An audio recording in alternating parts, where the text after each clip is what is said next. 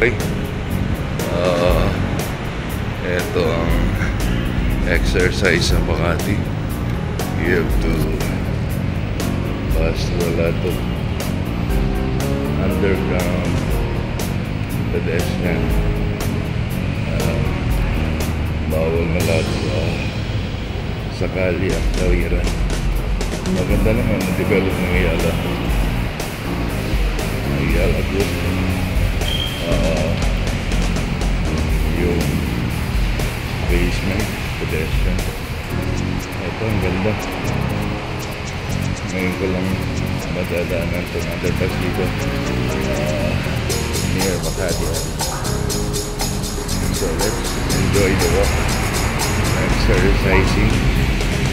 Going to Makati Avenue. Buwag muna tayo para hindi tayo mainip sa walking. Ang elevator. Kahit tayo ay basketballista,